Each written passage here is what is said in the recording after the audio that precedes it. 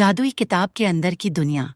यह कहानी मोहन नाम के एक लड़के की है जो अपनी जिज्ञासा और साहस के चलते एक जादुई किताब को ढूंढ निकालता है।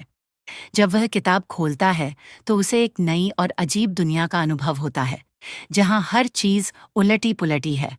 इस किताब का जादू उसे एक ऐसी दुनिया में ले जाता है जहां हर बार एक नई अजीब स्थिति उत्पन्न होती है। मोहन के साहसिक और हास्यपूर्ण अनुभवों के साथ वह जादू से खेलता है और हर बार खुद को उलझन से निकालता है।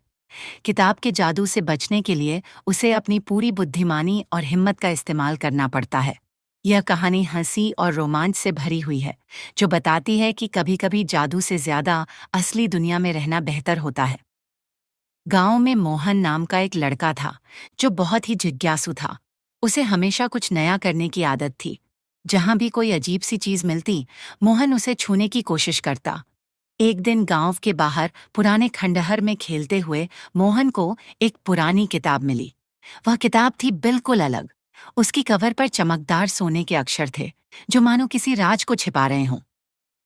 क्या यह किताब सच में जादुई हो सकती है? मोहन ने सोचा।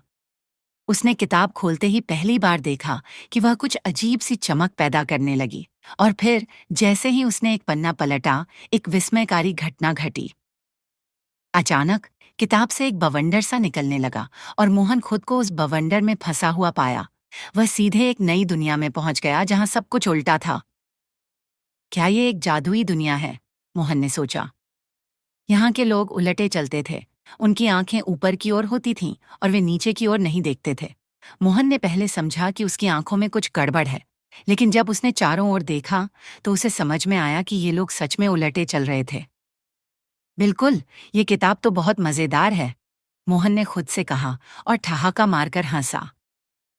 अब मोहन ने सोचा कि वह और क्या अजीब घटनाएं देख सकता है।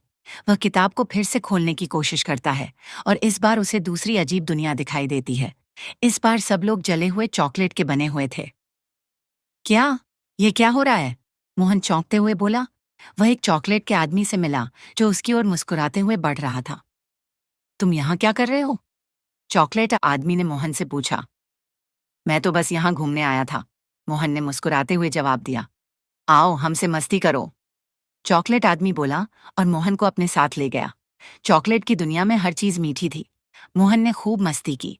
उसे चॉकलेट के पहाड़ों पर चढ़ने का और चॉकलेट के दरिया में तैरने का मौका मिला। लेकिन जैसे ही वह तैरने के लिए कूदा, उसे एहसास हुआ कि अगर वह ज्यादा देर तैरता तो वह खुद भी चॉकलेट में बदल सकता था। उफ, मुझे तो लगता है कि यह किताब मुझे मुसीबत में डालने वाली है, मोहन ने सोचा और जल्दी से बाहर निकलने की कोशिश की। अब मोहन को यह किताब एक खतरनाक खेल लगने लगी थी। हर बार जब वह किताब खोलता, वह नई और अजीब दुनिया में पहुंच जाता था। उसे समझ में आ गया था कि इस किताब का जादू सिर्फ मजेदार नहीं, बल्कि बहुत ही खतरनाक भी हो सकता है। वह इस बार किताब खोलते हुए एक और पन्ना पलटता है और खुद को एक घने जंगल में पाता है, जहां से निकलना बेहद मुश्किल था। जंगल में अजीब सी जानवरों की आवाजें आ रही थीं। मोहन डरते हुए आगे बढ़ता है, लेकिन फिर वह देखता है कि वहां एक बहुत बड़ा हाथी खड़ा है जो सिर्फ मोहन को घूर रहा है। क्या तुम मुझसे भिड़ना चाहते हो? हाथी ने मोहन से पूछा। क्या? तुम भी बोल सकते हो? मोहन ने हैरान होकर पूछा। अरे हाँ, और तुमसे मुकाबला भी कर सकते हैं, हाथी ने हंसते हुए जवाब दिया। मोहन की हालत खराब हो गई थी। वह जल्दी से वहां से भागने की कोशिश करता है, लेकिन हाथी ने उसे घेर लिया। मोहन ने अपनी पूरी हिम्मत जुटाकर हाथी को शांत किया और आखिरकार उस जंगल से बाहर निकला। यह किताब सच में बहुत खतरनाक है, मोहन ने सोचा और किताब को बंद करने की कोशिश की। किताब में जाने के बाद अब मोहन पूरी तरह से उलझ चुका था। उसने कई बार किताब के पन्ने पलटने की कोशिश की, लेकिन वह से किताब से बाहर नहीं निकल पा रहा था।